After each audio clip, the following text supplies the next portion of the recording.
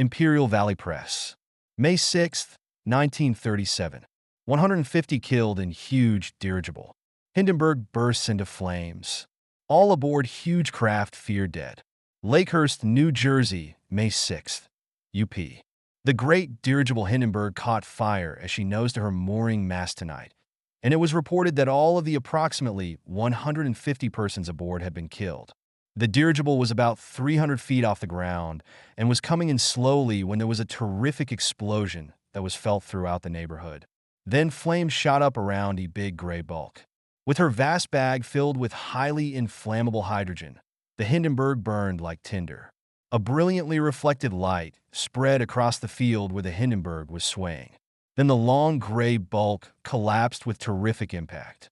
Shortly before 8 o'clock, she lay on the ground, half of her a mass of hot, twisted girders. The remainder was covered in a thick cloud of smoke. All available trucks at the Lakehurst airport went bumping across the field to where the Pride of the Reich lay smoldering and smoking.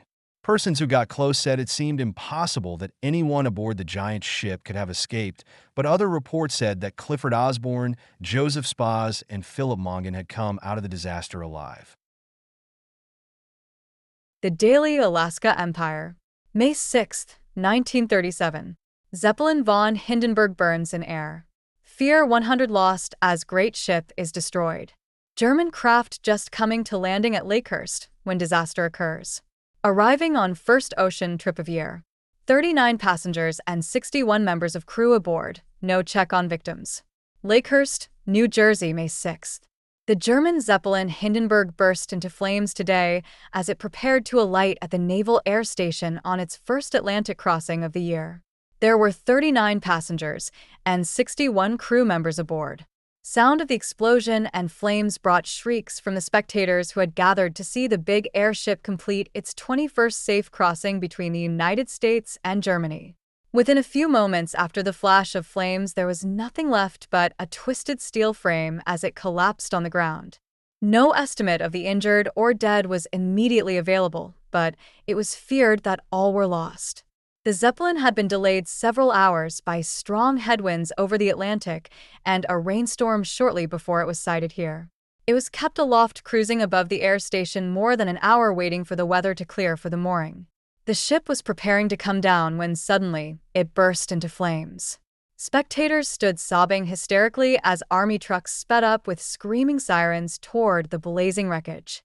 The ship was in command of Captain Max Pruss, former first officer, and Captain Ernst A. Lehmann, who commanded the craft on the crossing last year, was aboard in an advisory capacity. Crashes on anniversary. Exactly a year ago today, the Zeppelin Hindenburg made her first flight from Friedrichshafen, near Berlin, for the United States, arriving 3 days later at Lakehurst, New Jersey, with 51 passengers and a crew of 56. The greatest speed attained on this flight was 90 miles per hour. She had a cruising speed of 69 miles an hour on the trip. The Nome Daily Nugget, May 6, 1937. Dirigible was ready to land at New Jersey when suddenly burst into flames and is total loss. Zeppelin had 39 passengers, crew of 61 on board. Hindenburg bursts flames, total loss. By the Associated Press. Flash Lakehurst, New Jersey, May 6. The German transoceanic Zeppelin Hindenburg burst into flames today as it prepared to alight at the U.S. Naval Air Station. This was the first crossing of the present year with 39 passengers and a crew of 61 aboard. Later, the sound of the explosion and appearance of sudden flames brought shrieks from spectators who had gathered to witness the completion of the huge Zeppelin Hindenburg's 21st safe crossing between Germany and the United States. Within a few moments, the giant aircraft was reduced to a twisted mass of steel strewn along the ground. No estimate of dead or injured is immediately available. The Hindenburg was delayed several hours by strong headwinds over the Atlantic and rainstorms shortly before sighting the Lakehurst Naval Air Station. The Zeppelin kept aloft cruising above the air station more than an hour waiting for weather to clear before mooring. The airliner was preparing to come down when it suddenly burst into flames. Spectators stood sobbing hysterically as the U.S. Army trucks sped to the blazing wreckage with screaming sirens. The Hindenburg was in command of Captain Max Pruss, former first officer. Captain Ernst A. Lehmann, who commanded the Hindenburg on last year's crossing, was aboard in an advisory capacity. The Roanoke Rapids Herald, May 6, 1937. Zepp burns, 89 lost. Zepp burns. The German Graf Zeppelin, huge transoceanic airship, burned tonight at Lakehurst, New Jersey, according to special report from our VEPCO shortwave station, where the message was received at 9:05 p.m. tonight. 89 lives were lost and 35 are in hospitals.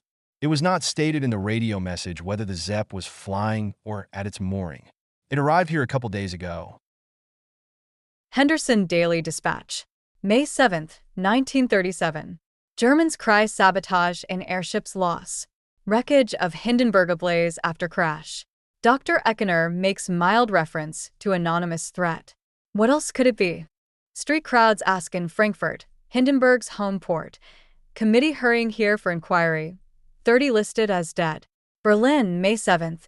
AP. A shocked and tearful German nation summoned an official commission today for a quick trip of investigation overseas to fix the cause of the tragic Hindenburg disaster, yet rallied amid the deepest mourning to follow the same path of aerial trail-making. The Nazi air minister called an early afternoon conference of officials of the Zeppelin Construction Company, the Zeppelin Airlines, and the German Institute of Aeronautical Research to decide the personnel of the commission that will speed by plane and ocean liner to Lakehurst. The German people, from Reichsfuhrer Adolf Hitler and Dr. Hugo Eckener, down to the poorest workmen in the stunned, tearful knots that gathered in the streets, were plunged into profound and amazed grief. Some at Frankfurt on Main, the burned Zeppelin's home city, stood beneath half-staffed flags to wonder of sabotage. What else could it be, they asked. But there was no official expression of such suspicion. Rushing to Berlin from Austria, Dr. Eckener, designer of the Hindenburg, cried real tears but urged the use of helium, which Germany lacks, to float the Reich's lighter-than-aircraft anew. He spoke of veiled and anonymous threats of trouble as the Hindenburg landed in America this year, but said they were the work of cranks. 35 listed as dead in flaming hell of fire. Lakehurst, New Jersey, May 7th. AP. Trapped in a flaming hell of high explosive gas, 35 persons were listed as known dead today in the crash of the mammoth silver-painted Zeppelin Hindenburg at 6:23 o'clock Eastern Standard Time last night. The tragedy, striking with lightning, continued on page 2. Roosevelt wires over his regret. Galveston, Texas, May 7th. AP. Shocked by the Hindenburg disaster, President Roosevelt today requested that he be kept informed of developments in the explosion that wrecked the German dirigible at Lakehurst, New Jersey. Immediately upon learning of the tragedy last night, the president, from his vacation yacht Potomac, off Port Arkansas, dictated messages of sympathy to the German people and the families of the victims. To Adolf Hitler, German Chancellor at Berlin, he sent a radiogram, saying, "I have just learned of the disaster to the airship Hindenburg and offer you and the German people my deepest sympathy for the tragic loss of life which resulted from this unexpected and unhappy event." In a separate public statement, he said, "I am distressed to hear of the tragedy of the Hindenburg and extend my deep sympathy to the families of the passengers, officers, and crew who lost their lives. For inquiries of disaster are started, Eckener rushing from Germany. Many theories shed little light." Lakehurst, New Jersey, May 7th. AP. Inquiries were started quickly today into the blazing disaster that befell Germany's mighty Zeppelin Hindenburg and carried to a fiery death nearly a third of the 97 aboard. The known dead and missing late today stood at 30, one a member of the ground crew, while 68 were known to have survived the Holocaust over the Lakehurst Naval Air Station last night. The county coroner opened an in. Continued on page 2. Zepp Commander, Captain Max Pruss. Captain Pruss was one of the survivors of the Hindenburg disaster at Lakehurst last night, but was badly burned. He was in charge of the giant dirigible on its first trip to America for the summer. He once was a student under Count Ferdinand von Zeppelin. U.S. may permit export of helium, result of blasts. Relaxation of restrictions follows Hindenburg disaster at Lakehurst Thursday. Helium may have averted tragedy. United States has virtually monopoly on helium gas, Senate Railway Group probes recent purchase of huge Van Swearingen Railway Empire. Washington, May 7th, AP. A Senate committee approved today relaxation of restrictions on the sale and export of non-inflammable helium gas, use of which in the airship Hindenburg, some experts said, possibly would have prevented the disastrous explosion of that craft at Lakehurst, New Jersey, late yesterday. The Senate Military Affairs Committee acted to bring about liberalization of restrictions, while various Gov. Continued on page 2. The Bismarck Tribune, May 7, 1937. 30 perish as giant dirigible explodes landing at Lakehurst. Hindenburg torn asunder by blast as it noses down. 68 persons jump to safety, many badly burned, as Zeppelin ends flight from Germany, spark or sabotage blamed. Inflammable hydrogen in cell at stern explodes, flames rip through greatest airship, plunges to earth, mass of fire. Hindenburg disaster photos will be found on pages 2, 7, and 9. By the Associated Press. Lakehurst, New Jersey, May 7th, trapped in a flaming hell of high explosive gas. 33 persons were listed as known dead Friday in the crash of the mammoth silver-painted Zeppelin Hindenburg at 5:23 o'clock CST, Thursday afternoon. The tragedy, striking with lightning swiftness as the giant craft hung 200 feet aloft, preparing to moor at the end of its 21st voyage across the North Atlantic, left 68 survivors, many of them terribly burned and injured. Lieutenant Commander Charles E. Rosendahl, Commandant of the Naval Air Station, announced that 24 of the ship's 36 passengers and 44 of the crew of 61 had been accounted for. 26 bodies had been recovered at dawn. The known dead or missing are 13 passengers, 6 of the crew and 10 others, mostly crew, whose names were not known. One of the fatalities was a member of the ground crew, caught amid the blazing debris that spilled from the skies in a fiery rain. Dozens of the survivors, catapulted or stumbling dazedly from the Holocaust, hovered between life and death Friday in hospitals nearby the scene of the disaster. Charred, mutilated forms are scanned for identification. And with many of the dead still to be identified, anxious relatives and friends scan charred, mutilated forms lying in the temporary morgue established in the airport garage. Even as U.S. Army troops poked through the still smoldering ruins at dawn, continuing their search for missing bodies, a federal investigating committee began to probe the disaster which struck the Queen of the Skyways with incredible swiftness. Intimations that the mystery explosion might have been caused by sabotage came from German dirigible experts at widely separated points, from Dr. Hugo Eckener, veteran commander of the ill-fated craft, in Graz, Austria, and from Count C.C. von Zeppelin, a nephew of the famed German inventor of the lighter-than aircraft, in Chicago. By a strange coincidence, both promptly suggested sabotage as a possible cause of the tragedy. "I cannot grasp that flames have turned our pride into a smashed skeleton," muttered Dr. Eckener when informed of the explosion. Scores of spectators witnessed sudden tragedy. Scores of spectators witnessed the sudden, shocking tragedy. One instant, they waved greetings up to passengers standing in the windows of the observation compartment. Then, in a flash, a cannonading explosion jarred the huge cigar-shaped craft, a streak of flame lashed out, and the Hindenburg plummeted clumsily to earth. Tiny black objects, bodies, hurtled from the flaming craft. On the ground, women spectators screamed and covered their eyes in horror. In the span of seconds before flames enveloped the silvery fabric of the world's largest dirigible, some of the passengers and crew jumped, crawled, or were hurled clear of the falling ship. Captain Ernst Lehmann, a Zeppelin commander in the World War and commander of the ship on previous voyages, stumbled from the wreck, gravely injured. So was Captain Max Pruss, the veteran airman making his first voyage as Lehmann's successor in command. Lehmann made the trip in an advisory capacity. Screams of persons trapped in bag audible to those on ground. Others were trapped in the blazing stern, their screams audible to the comparatively small crowd gathered to witness what they considered a routine arrival of the big Zeppelin. What happened to the airship that had made so many safe crossings to this and other countries remained a mystery.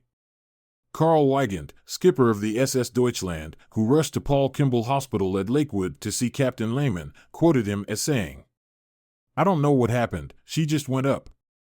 Something strange caused that tragedy, said Gil Rob Wilson, state aviation director, announcing immediate federal and state investigations. There was an explosion, he said, in number 2 gas cell stern. Fred Defag, director of the Federal Bureau of Air Commerce, arrived from New York and said an inquiry would be held Friday or Saturday. Dazed and bleeding survivors didn't know what happened, didn't know, in fact, how they had survived. Came enduring storm. The 800-foot-long swastika-emblazoned ship, graceful despite her bulk, sailed into her American port in a rainstorm, more than 12 hours late because of headwinds which cut down speed over the Atlantic. Unhurried despite a planned quick turnabout with a record list of passengers, many of them bound for the English coronation, the ship nosed up toward the mooring mast. 2 lines went down at 5:20 p.m. CST. Passengers, spotting relatives and greeters on the field 200 feet below, waved gaily.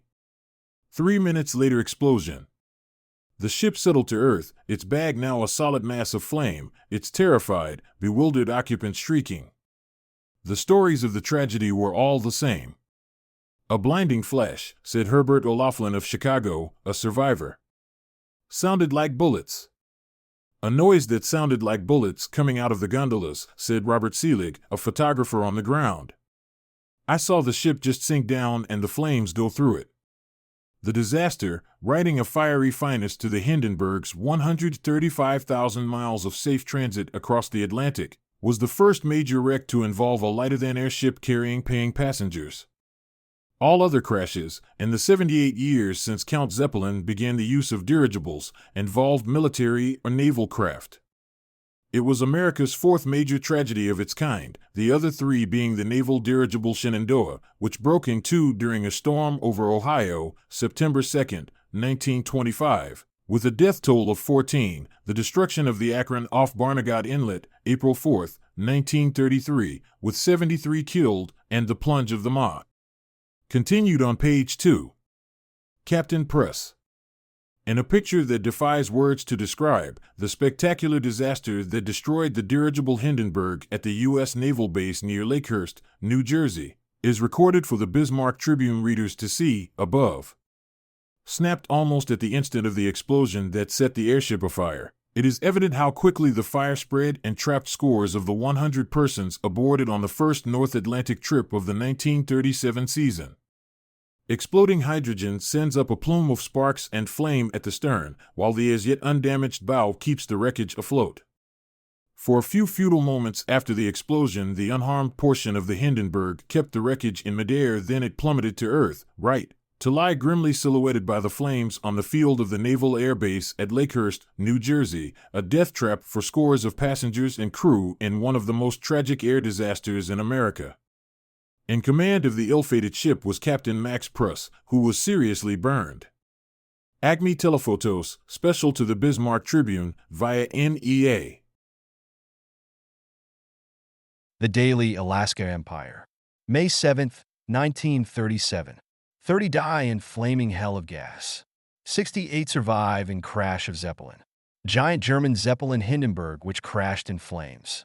Picture of largest airship taken recently when making flight on scheduled voyage from Friedrichshafen over Atlantic to Brazil. Giant airship is wrecked by big explosion. Hindenburg comes down at Naval Airport carrying many to death.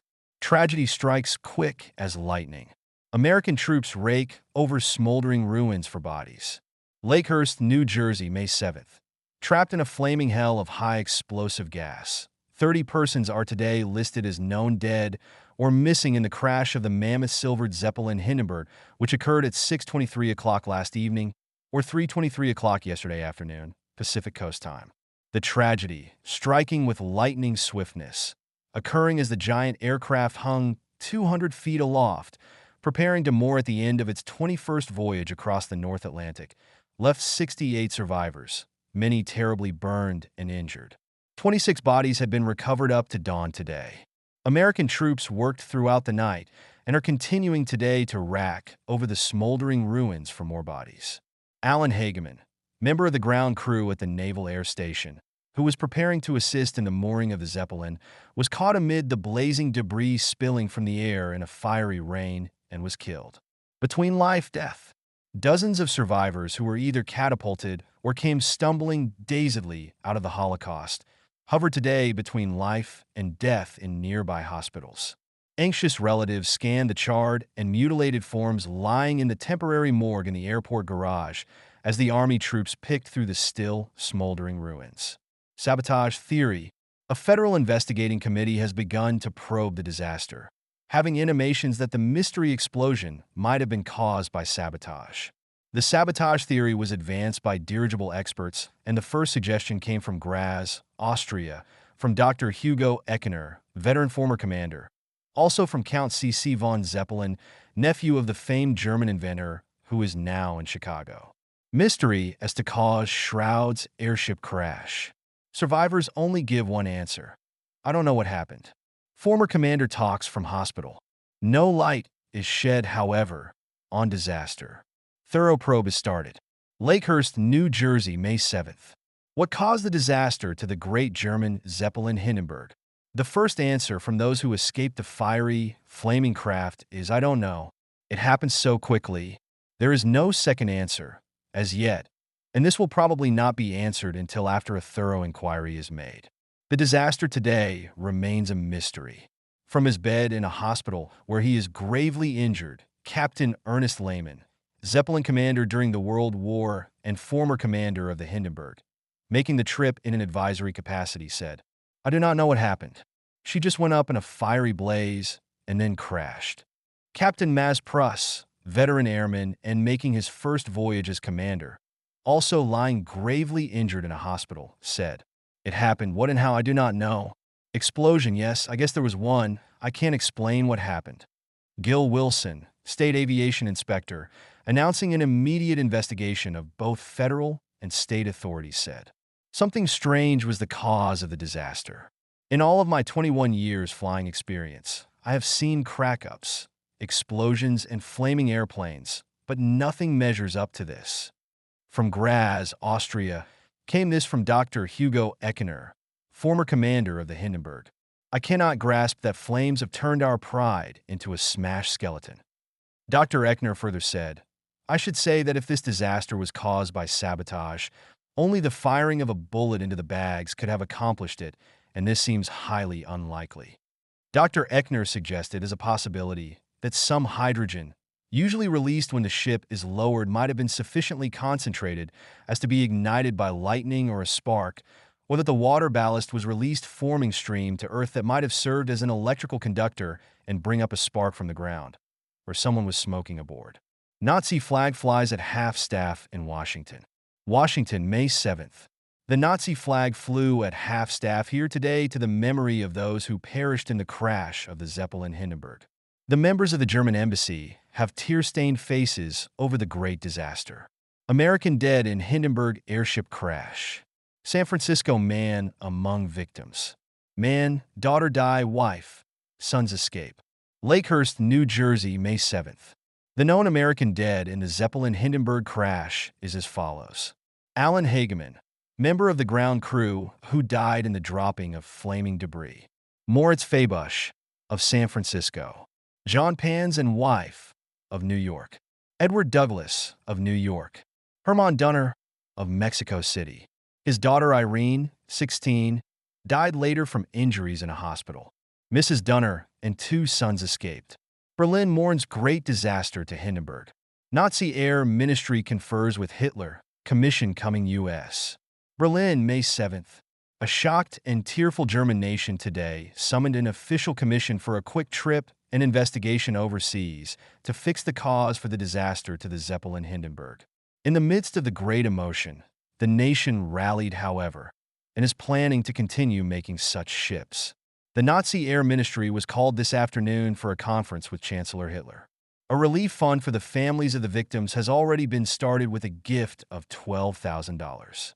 Horror grasps spectators at scene of crash. Giant craft swings gracefully toward mooring mast, then flames. Screams are heard above, roaring fire. Dazed persons are seen in wreckage attempting to escape death. Lakehurst, New Jersey, May 7th. The crash of the Zeppelin Hindenburg early last evening will be remembered to their dying day by the comparatively small crowd gathered to what was considered a routine arrival of the giant ship. Spectators were watching the big craft approach the mooring mast, and the ground crew had lines in hand ready to carry the ship to a safe landing. Suddenly, there was a flame, then an explosion, and in lightning time the Zeppelin was enveloped in a fiery mass. Screams could be heard, although the craft was 200 feet up in the air. Then a body would be seen to leap, and then another. Then the Zeppelin came down suddenly. As the huge ship struck, dazed persons could be seen in the flames pushing through the fire and wreckage to escape. Spectators and members of the ground crew rushed to the scene and assisted those reaching safety. Ambulances were quickly on the scene carrying the moaning, some screaming, victims to nearby hospitals. The scene was horrible. The giant Zeppelin, a mass of twisted steel, a collapsed framework, the cries of the dying and injured. Even strong men nearly collapsed attempting rescue work. Sympathy is expressed by U.S. President Roosevelt sends message of condolence to families of victims, Hitler. Galveston, Texas, May 7th. Last night, President Roosevelt sent a message to Chancellor Hitler expressing deep sympathy at the Hindenburg crash and also sent messages of sympathy to the families of those who perished in the disaster. The Daily Independent, May 7th, 1937. Hindenburg down in flames. 33 of the passengers and crew are lost. Giant Zeppelin's career ends in disaster. The dirigible, von Hindenburg, Lakehurst scene of the greatest German disaster, was about to tie up at its mooring mast after the first transatlantic crossing of season, plummeted to earth by explosion. Ground crew flees for life and then rushes back to drag survivors from flaming wreckage. Some jump to save selves. Naval Air Station, Lakehurst, New Jersey, May 6th, UP. An earth-shaking blast from exploding hydrogen in her huge gas bags brought the dirigible Hindenburg to earth in flames tonight, just as she was ready to snuggle her nose into a mooring mast at journey's end. 97 persons, passengers, and crew were aboard. 33 of them are dead or missing. It was one of the worst disasters in the history of lighter-than aircraft, and the first time since the World War that Germans' dirigibles have failed to survive wind, weather, and fire. The latest of Sky Queens. The Hindenburg, latest and fastest of the great German Sky Queens, was making her first voyage of the season across the North Atlantic. She rode out a severe rainstorm along the Atlantic coast, glided safely through and around angry forks of lightning, and then, with a safe landing in her grasp, plummeted to the ground. Flames leaped up her silver sides, and eyewitnesses reported that there was one earth-shaking blast followed by a series of minor ones. A ground crew had gone out to grasp the ropes and help bring the big ship, sure and swift in the air, but awkward when she neared the ground, to a safe landing. When the first blast came, the ground crew fled for their lives. Then they came back. Ground crew to the rescue. Smoke veiled half of the long gray airship. There was nothing left of the other half but girders and metal framework, things that fire could not destroy. In that wreckage, glowing red with heat, plunged naval station sailors and continued on page 6. Eyewitness accounts. The following eyewitness account by a survivor of the Hindenburg disaster, Herbert O'Laughlin, of Lake Forest, Illinois, was given as he lay in a bed in a Newark hospital, his face and hands swathed in bandages. He was flown here following the accident. By Herbert O'Laughlin. As told to the United Press. Newark, New Jersey, May 6th, UP. Everything happened so fast it's hard to think. It's all like a nightmare. 1 minute we were there over the field in the Hindenburg with no thought of disaster. Then it all happened. I was in my cabin. The ship seemed to be about 100 feet above the ground. A light lit up the whole ship. Fire seemed to break out all about the ground. The ship came down fast. There wasn't much time to think. I know I jumped out of the ship. It wasn't far to the ground. The ship already was on the ground in flames. I ran away as fast as I could.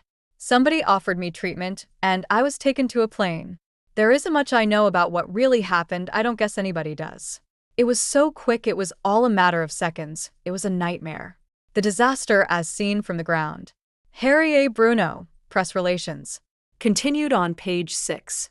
Germany will continue to operate dirigibles, but end is seen to American lighter-than aircraft. Berlin, Friday, May 7th, UP. German Zeppelin traffic across the North Atlantic will continue unabated despite loss of the Hindenburg, the official news agency, DNB, announced today. A new dirigible, now building at Friedrichshafen, will continue carry the German flag across the Atlantic in the Hindenburg's place.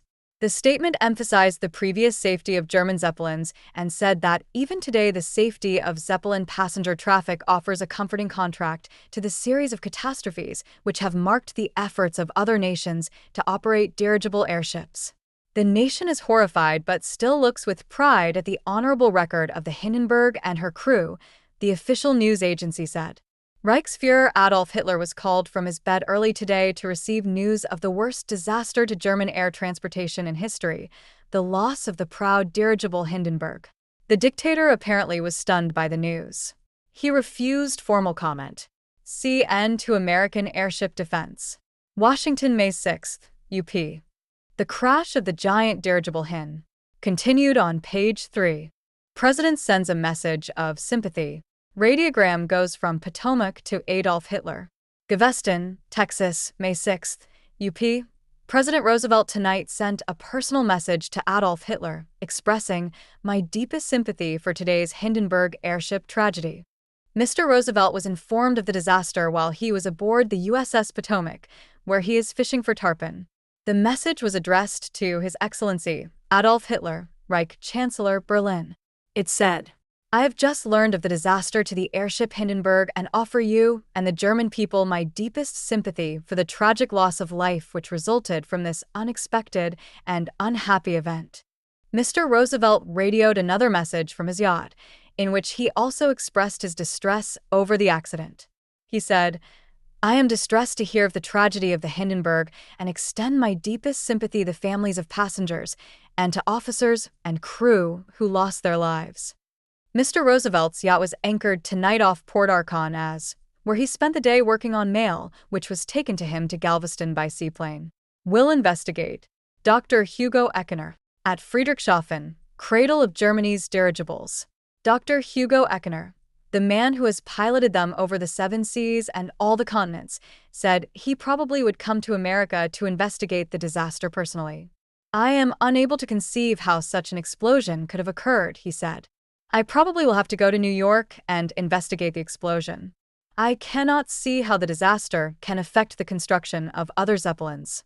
I am almost certain that we will proceed with their construction. Past airship disasters. New York, May 6, UP.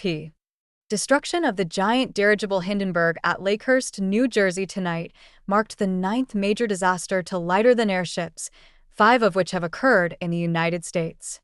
Following is a list of major dirigible disasters. April 25, 1921, the ZR-2, largest airship of its time just purchased by the United States government, exploded in midair over Hull, England, killing 42. February 21, 1922, the Italian airship Roma hit a high-tension wire at Norfolk, Virginia, crashed and exploded, killing 34. December 31, 1923, the French airship Dixmude crashed into the sea off the coast of Sicily, killing 52. September 3, 1925, the Shenandoah broke in half bucking a storm over Cambridge, Ohio, and crashed, killing 14. May 25, 1928, the Italian dirigible Italia, carrying General Umberto Nobile and a party of explorers, crashed on a flight to the North Pole. General Nobile and most of those aboard escaped. 8 died. October 5, 1930, the giant British airship R101 crashed near Beauvais, France, on a flight to India, killing 46. April 4, 1933, the U.S. Navy dirigible Akron crashed at sea off the New Jersey coast near Barnegat Lightship. 73 perished, and 8 were saved. February 15, 1935, the U.S. Navy dirigible Macon crashed into the sea off Point Sur, California. 81 aboard saved. May 6, 1937, the dirigible Hindenburg burned at Lakehurst, New Jersey. Prior to the World War, there were 3 major dirigible and balloon disasters. On July 2, 1912, The balloon Akron exploded over Atlantic City, and 5 persons died. On September 9, 1913, the Zeppelin L-1 was destroyed off Heligoland. 15 died. On October 17, 1913, the Zeppelin L-2 exploded over the Johannesthal Airdrome, Czechoslovakia. 28 were killed.